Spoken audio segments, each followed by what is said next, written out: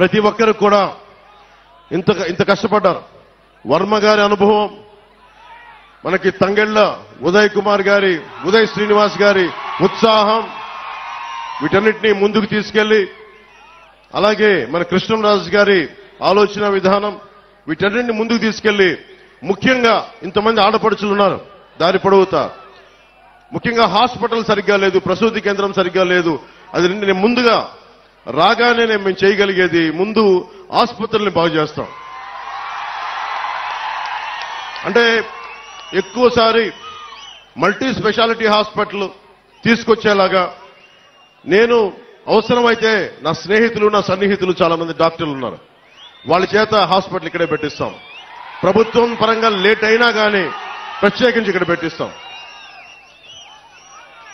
So ఇవన్నీ భవిష్యత్తులో ఇంకొంచెం సమయంలో మాట్లాడుకుందాం కొంచెం డీటెయిల్గా.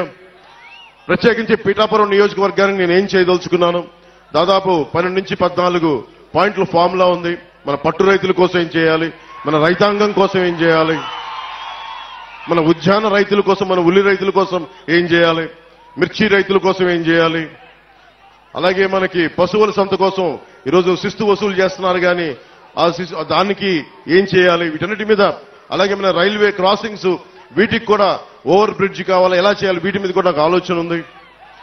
నాకు వీటన్నిటి గురించి మాట్లాడబోయే ముందు మీ దృష్టికి ఒకటే తీసుకొస్తున్నా, మీకు వైసీపీ ప్రభుత్వం కావాలా వద్దా అనేది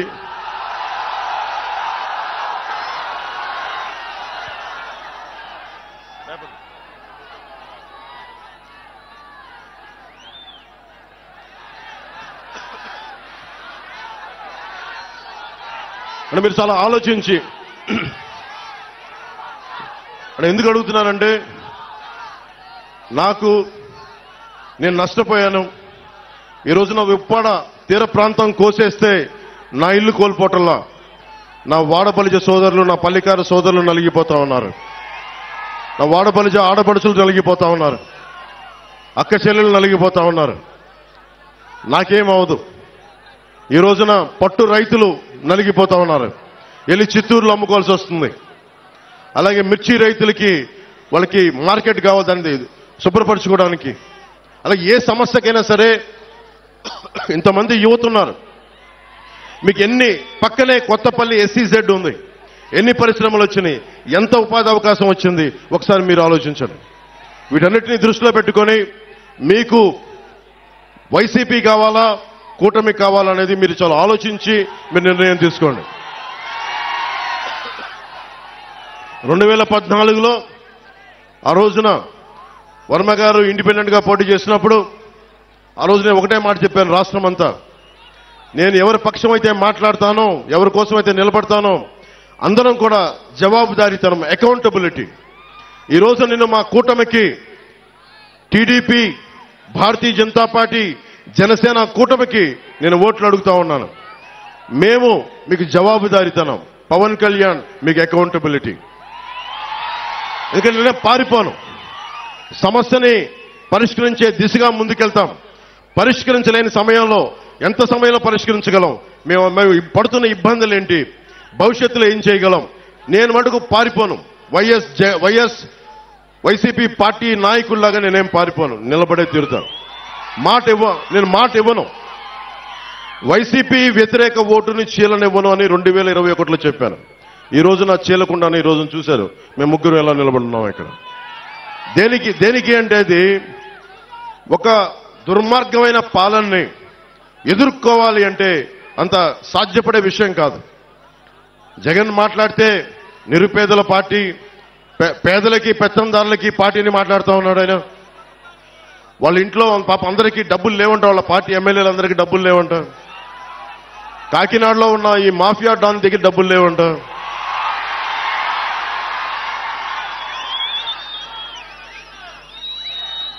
నన్ను ఓడించడానికి చిత్తూరు జిల్లా నుంచి పాపం మిథున్ రెడ్డి గారు వచ్చారు, మండలానికి ఒక నాయకుడిని పెట్టారు.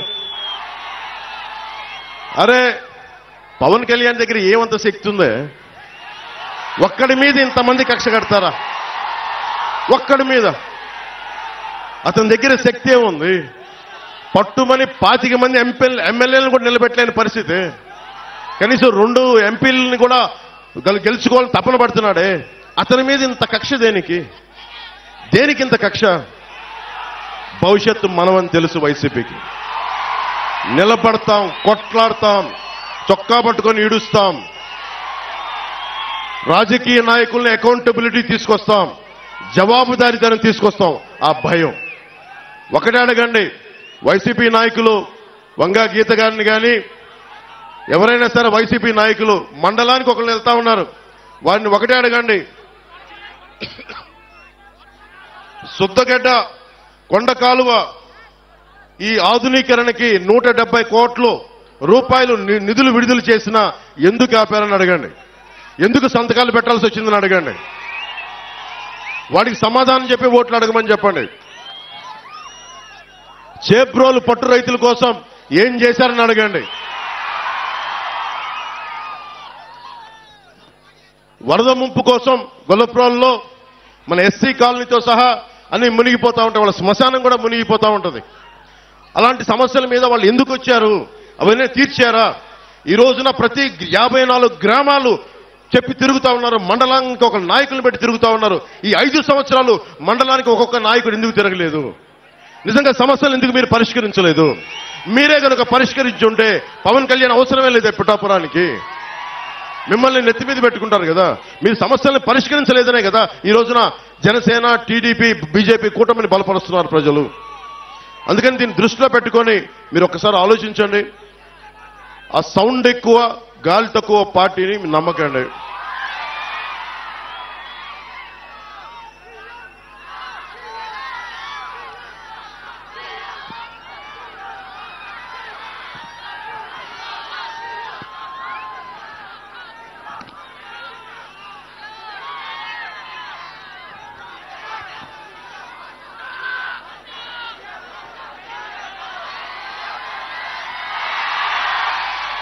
చిట్టా పట్టుకొచ్చాను వైసీపీ చేసిన దుర్మార్గాలు. మీలో మద్యపానాన్ని నిషేధిద్దామా వదిలేద్దామా మీరు చెప్పండి. వద్దా? మద్యపానం నిషేధం కావాలా వద్దా? వద్దు, మద్యపానం నిషేధించదు, అదే కదా. ఓకే, మద్యపానం అనేది ఎవరు ఎంకరేజ్ చేసేది కాదు. ఆరోగ్యాలు పాడైపోయేది. ఎక్కువ తాగితే లివర్ సిరోసిస్, ప్యాంక్రియాటిక్ సమస్యలన్నీ వస్తాయి. అది 5 సంవత్సరాలు, దశాబ్దం పిచ్చి పిచ్చిగా తాగితే వచ్చే లివర్ సిరోసిస్. మన వైసీపీ బ్రాండ్స్, జగన్ బ్రాండ్స్ కూడా ఉన్నాయంట. పొద్దున్నే పేపర్లో కూడా చూసా, పవర్ స్టార్ బ్రాండ్ కూడా ఉందంట.